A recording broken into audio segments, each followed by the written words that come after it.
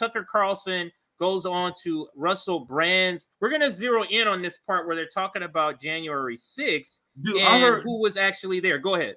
Sorry, CJ, but I heard that this live stream, I didn't confirm it. I heard this on Twitter. I heard at one point they had 1 million live viewers.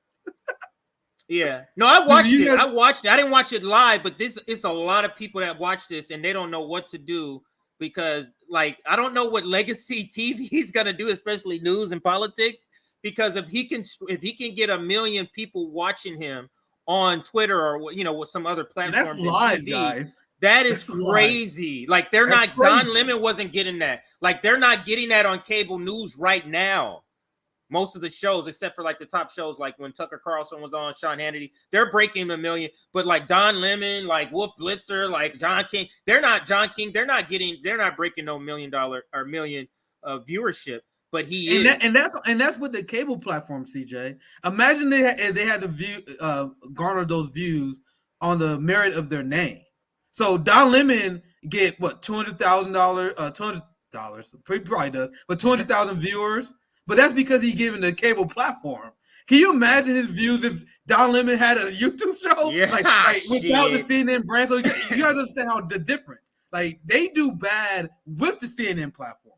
Can you imagine how relevant they will be if they didn't have that? Like, oh, we jumping live on Don Lemon. I'm gonna join live with Anderson Cooper. Nigga, they ain't getting nowhere near this amount of views. They'll probably get less views than RBN, damn near. They probably I would think they would get less views than that. This is Tucker and Russell Brand without the cable infrastructure, allegedly getting, because I didn't confirm it personally, allegedly getting 1 million live viewers. And we all know if people who are in video production, most of your views come after the live. So they get millions of views in this video, way more than corporate media. So this is extremely relevant. I didn't see this interview at all. This is your first time watching, so go ahead, CJ. This particular snippet is about 50 seconds, so let's listen.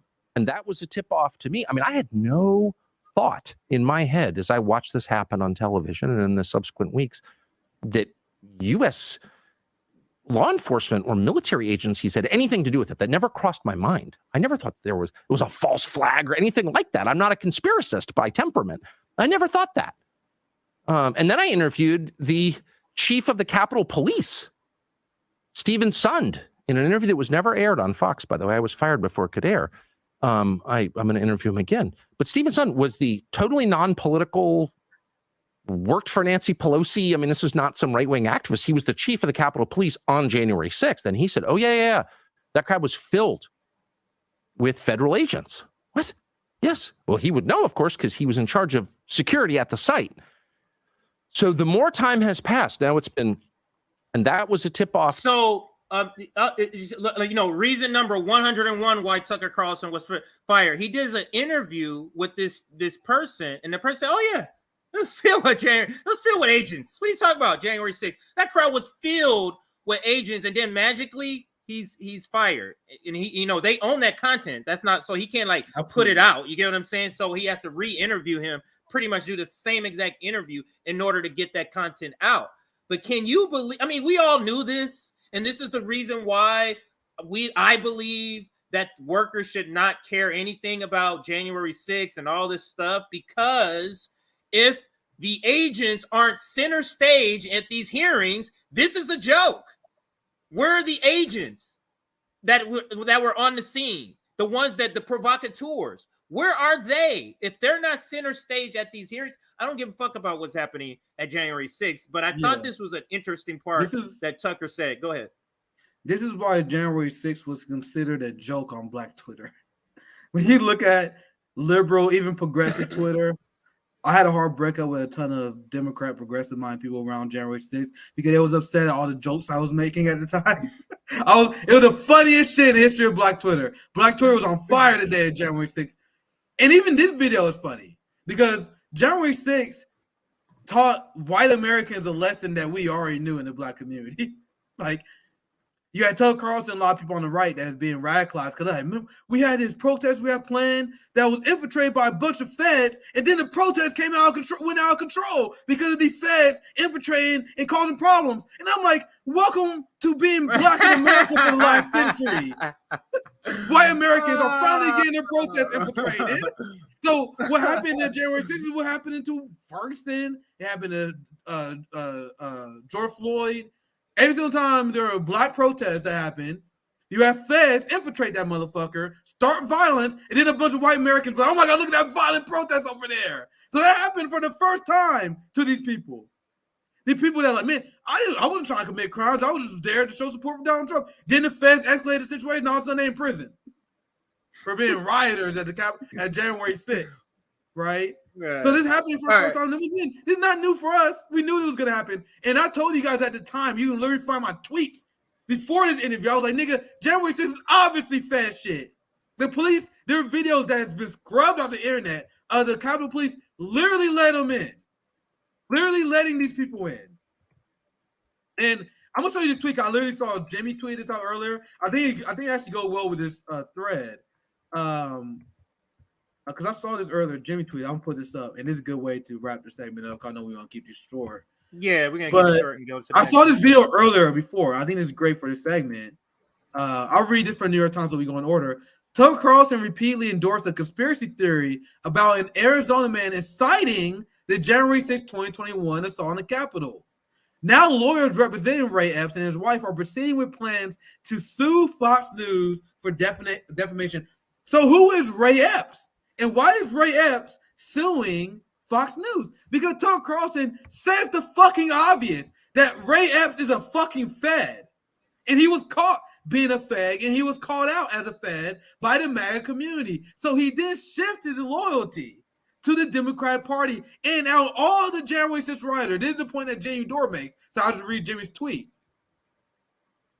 He says it's weird how this is the only January 6th protester that the New York Times has sympathy for.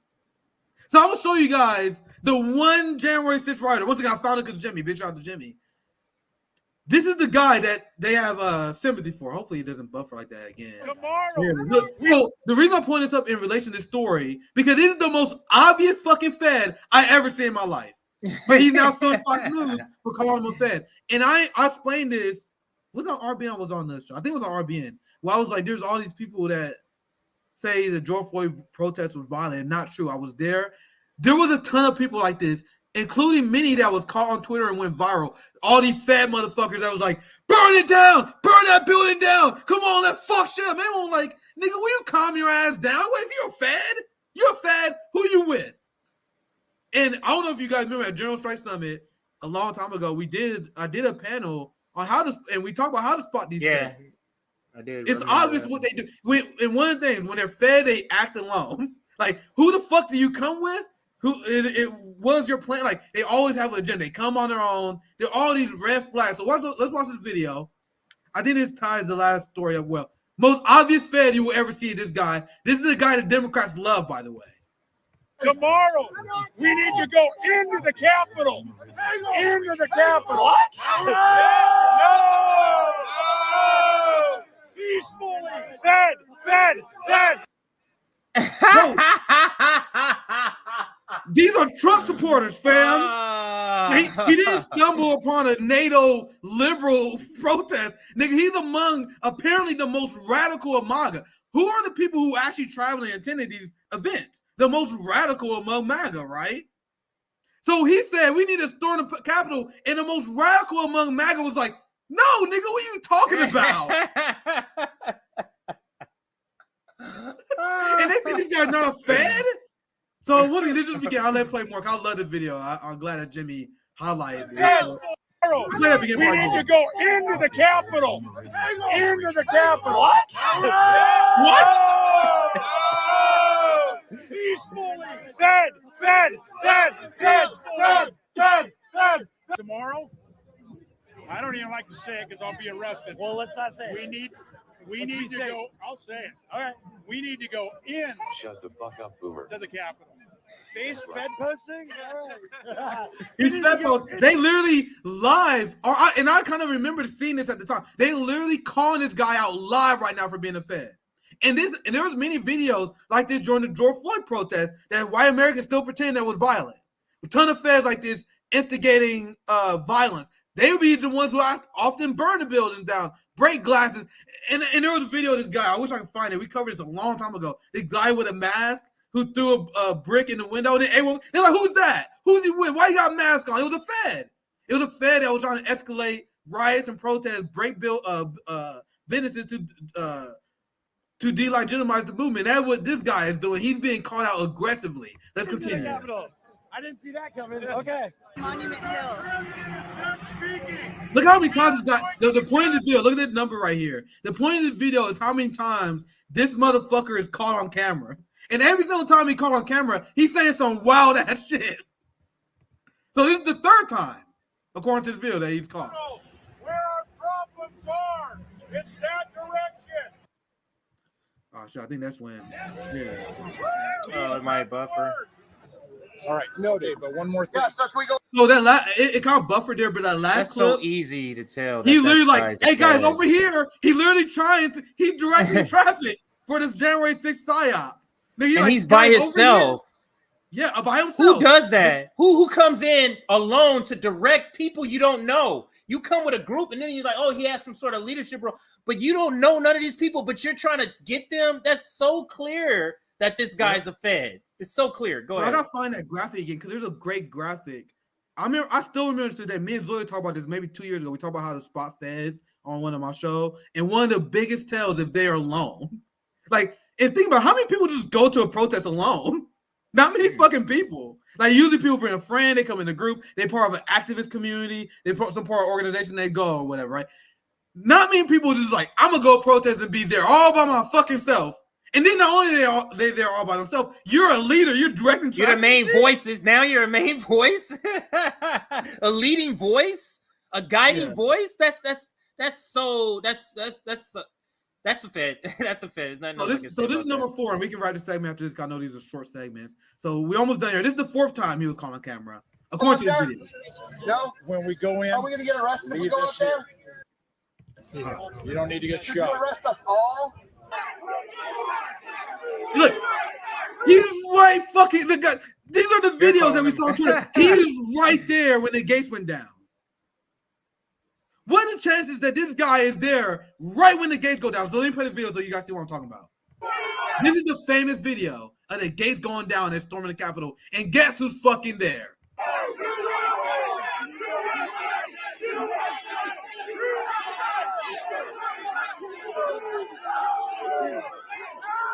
Oh, now he's falling back. They're going in. Now you want to fall back to the back now? I didn't see that. You notice he's pushing the gate. They're pushing the gate through. Then he starts to like slowly walk backwards. What the fuck? He starts to slowly walk backwards as what you just telling people to go, let's go. Then you go like this and you just start. You ever seen that Homer Simpson meme where he backs up into the bush? That's basically what he does right here. Oh, gee. I didn't even know that the first time I watched the video. And guys, this obvious Fed is suing Fox News for saying the fucking obvious. Anyway, on a few more seconds here.